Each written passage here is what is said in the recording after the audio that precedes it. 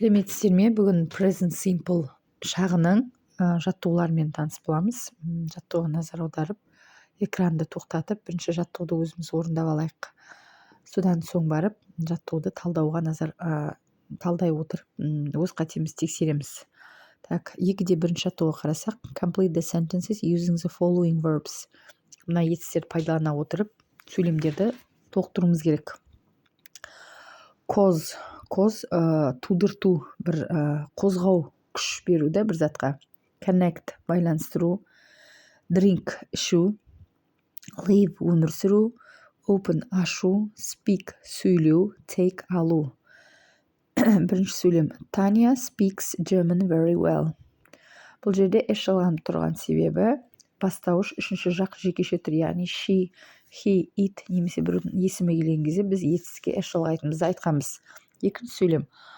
I don't often drink coffee. I болса drink, but you болса drink. He, she, it келсе drinks болар еді. The swimming pool opens at 7:30 every morning. Bad driving causes many accidents. Causes тудыртады. Машина айдаудың, дұрыс емес айдау түрлі жол апатты оқиғаларын тудыртады. My parents in a very small flat. My parents көпше тұрғандықтан lives емес live болады. My parents live in a very small flat. The Olympic Games are held. Так, мына жерде бар ма екен? Take place every 4 years. Жоқ екен, кешірім сұраймын. The Olympic Games take place every 4 years. Әрбір 4 жыл сайын өткізіліп тұрады. The Panama Canal connects the Atlantic and Pacific Oceans. Exercise number 2. Put the verbs into the correct form. Julie doesn't drink tea very often. Енді дұрыс формаға қоямыз. Бұл жерде болымды да болымсыз сөйлемдерде келіп жатыр. What time do the banks close here?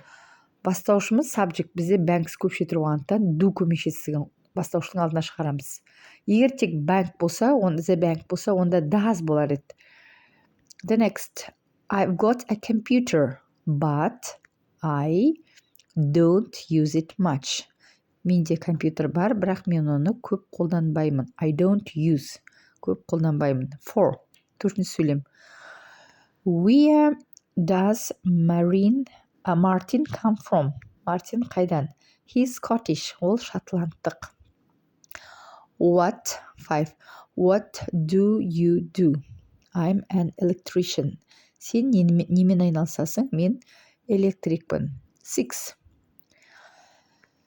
It takes me an hour to get to work. Жұмысқа баруға менің 1 сағат уақытым кетеді. Бастауыш it болғандықтан, үшінші жақ жекеше түр болғандықтан take-ке эш жалғадық. How long does it take you? How long does it take you? Бұл жерде бастауыш it, сондықтан does көмекшісінің бастаушының алдына шығардық. 7. Look at this sentence. Мына сөйлемге қарашы. What does this word mean? Мына сөз не деген мағынаны білдіреді? David isn't very fit. David формада еместі. He doesn't do any sport. Ол ешқандай спортпен айналыспайды. Бұл жердегі бірінші doesn't көмекші етістік, auxiliary verb, екінші do негізгі етістік, main verb. 2.3. Екіде үшінші жаттығу. Use the following verbs to complete the sentences. Берілген етістіктерді, сөйлемдерді толықтыру үшін қолданамыз. Sometimes you need the negative. Кейде бізге болымсыз сөйлем қажет болып қалады. The earth goes round the sun. Жер күнді айналады. Біз өткен сабақта айттық. Present simple шағы күнде болатын біздің әдетіміз, дәстүріміз туралы айтылса, және екінші бір қолданылатын аймағы ақиқат, шындық туралы айтқан кезде. Дәл осы жерде жер күнді айналады дегеніміз ақиқат. Rice doesn't grow in Britain. Күріш Британияда өспейді. The sun rises in the east. Күн шығыстан шығады. Егер осы жерде in the west болса, онда doesn't rise болар еді. Bees make honey. Ал енді тек бір ара деп айтсақ, онда makes болар еді. Vegetarians don't eat meat. Вегетариандықтар ет жемейді. Бұл жерде vegetarians plural form, яғни көпше түрде тұрғандықтан don't көмекшесі қолданылады. An atheist doesn't believe in God. Атеист Құдайға сенбейді. Так, жекеше тұрғандықтан doesn't қолданып тұр. Ал көпше түрде болса don't болар еді. Atheists don't believe in God. 2.4. 2-4 жаттығу. You ask Liz questions about herself and her family. Лизге өзі және өзінің отбасы туралы сұрақ қоямыз. Write the questions. Сұрақтарды жазыңыз. 1. You know that Liz plays tennis. Сіз Лиздің теннис ойнайтынын білесіз. You want to know how often. Қаншалықты жиі ойнайтынын білгіңіз келеді. Ask her. Сұрақ қойыңыз. How often do you play tennis? 2. Perhaps Liz's sister play tennis too. Мүмкін Лиздің апасы да теннис ойнайтын шығар. You want to know. Сен білгің келеді. Ask Liz. Лизға сұрақ қоямыз. Does your sister play tennis? Жауабы yes she does, немесе no she doesn't болады. 3. You know that Liz reads a newspaper every day. You want to know which one. Ask her. What newspaper do you read? Сен қай газетті оқисың деп сұраймыз. 4. Төртінші сөйлем. You know that Liz's brother works. Лиздің ағасының жұмыс жасайтынын білесіз. You want to know what he does. Немен айналысатынын білгіңіз келеді. Ask Liz. Осы жерде өткенде айтылып, present continuous шағында what are you doing болса, ол сіз қазір не істеп жатырсыз деген мағынаны білдірсе, what do you do? Немен айналысасыз? Мамандығыңыз не деген сұрақты білдіреді. Дәл осы сұрақты үшінші жекеше түрге өзгертеміз. What does your brother do? 5. You know that Liz goes to the cinema a lot. You want to know how often. Ask her.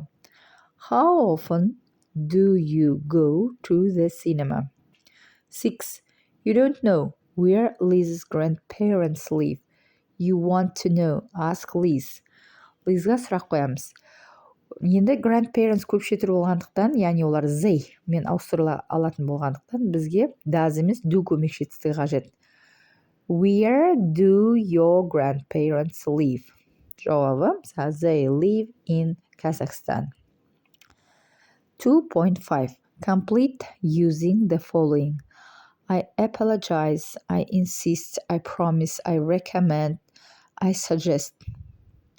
It's a nice day. I suggest we go out for a walk. I won't tell anybody what you said. I promise. Уәде беремін. Мен сіздің не айтқаныңызды ешкімге айтпаймын. 3. In a restaurant. Ресторанда. You must let me pay for the meal. Сіз менің тамаққа ақша төлеуімізге рұқсат етуіңіз керек. I suggest қолданылды да. I insist. Я настаиваю. Мен осыны қатты талап етемін. 4.